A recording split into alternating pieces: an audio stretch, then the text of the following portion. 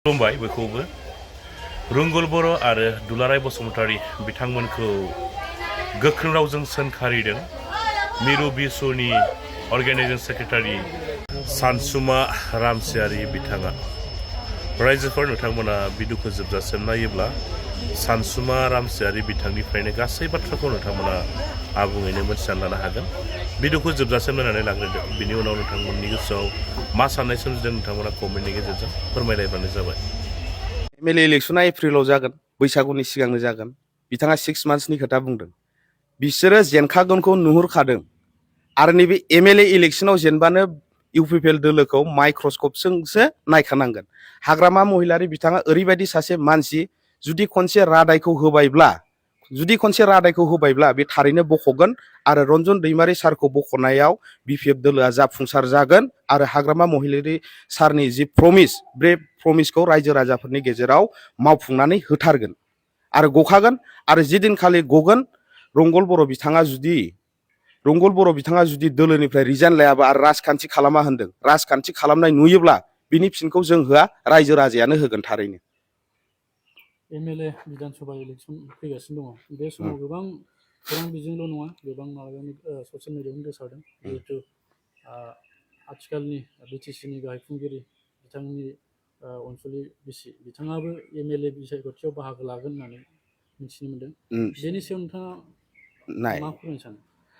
माने एभ्रि इलेक्शनाव टिकेटखौ बिदि रिउमार्स खालामबाल' जाया। बेयाव ब्लक लेभेलनिफ्राय थानानै डिस्ट्रिक्ट लेभेल दङ, बेयाव सेन्ट्रेल लेभेल दङ, पलिसि मेकिं बडि मोनसे दङ। मोनफ्रोमबो स्टेपआवनो बे पास जानांगोन।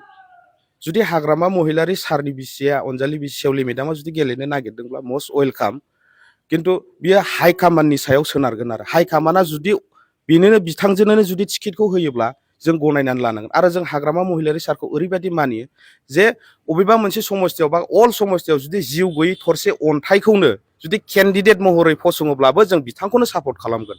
मानो होनोब्ला बे अन्थाइखौ सापर्ट खालामनाय माने हाग्रामा सारखौनो सापर्ट खालामनाय, हाग्रामा सारखौ सापर्ट खालामनाय माने नों बिपिएफखौनो सापर्ट खालामनाय, जिहेथु जोङो थैथां बिपिएफ। दा आं सेवलि मेदामनि सायाव बेखौनो बुंगोन जे हाइकामान्डआ बेखौ डिसाइड खालामगोन। आं दा बेनि सायाव आं जेबो क्लेरिफिकेसनखौ आं होनो हाया। जुदि टिकेटखौ हाइकामान्डआ जुदि होयोब्ला बिथांखौ देरहाहोनायनि बेलायाव लाइमोनफ्रा माबायदि? निस्सय सेवलि मेदामा दा जेरैबायदि मोनसे मोनफ्रोमबो लेंगुवेजाव एक्सपार्ट, जेरै दा बेखौ नायोब्ला नुनो मोनो जे बिथाङा फैगोन समाव गोबां लाइमोनफोरनि भट लानानै देरहागोन आरो बिथांजों लाइमोनफ्राहाय उन थांफानानै बा फोसावदिंनाय हाबाफारियाव गोबां बाहागो लागोन होननानै आङो मिजिंथिदों। जिखुनु दा टिकेटनि खोथाया जेबो क्लियार जाथ'वाखै, हाइकामान्डनि सायाव सोनारगोन बियो।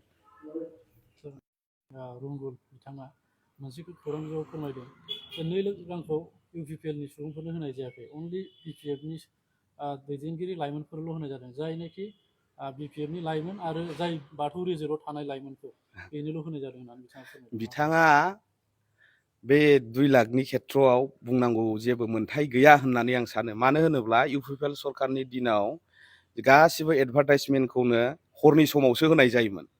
दा बिथाङा हराव होग्राखायनो, जोंनाथ' बिपिएफ सरकारा सानावसो होयो गासिबो एडभार्टाइजमेन्टखौ। जानांगौ बिथाङा हरनि फलानखायनो साननि जि जोंनि बिपिएफनि एडभार्टाइजमेन्ट बेखौ नुवाखै जानांगौ बिथाङा। आरो बिथाङा बुंदों जे गौरां हटेलाव थानाय समायना सिख्ला, बाथौ खेराइ रिजर्टआव थानाय समायना सिख्लाफ्रा मोनदों होननानै। जुदि गौरां हटेलाव बा बाथौ खेराइ रिजर्टआव जुदि समायना सोरबा सिख्लाफोर थायोब्ला आं बिपिएफ दोलोखौनो नागारगोन आरो आं इउपिपिएलनि सेराव आंनि आसिनि 10टा आसिखौ आं गथायनानै होगोन, आंनि आसिखौ दानस'जोबदों। आरो 2 लाख रांखौ ओरैबायदि मोनसे टार्म्स एन्ड कन्डिसन, माखासे रुल्स एन्ड रेगुलेसन बानायनानै होनाय जादों, जायहा स्किलनि सार्टिफिकेट दङ। दा बिथांमोनाबो लुगैदों, थिग दा फैबाय थानाय समावनो बे फार्स्ट एमएलए इलेक्शन जोबनायनि उनावबो आरो सेकेन्ड जे फर्मखौ राननाय जाबावगोन, बेयाव बिथांमोना खाबुला नोंथांमोननि सेराव बा रंगुल बर' नोंथाङाबो मोननो हागोन बेखौ।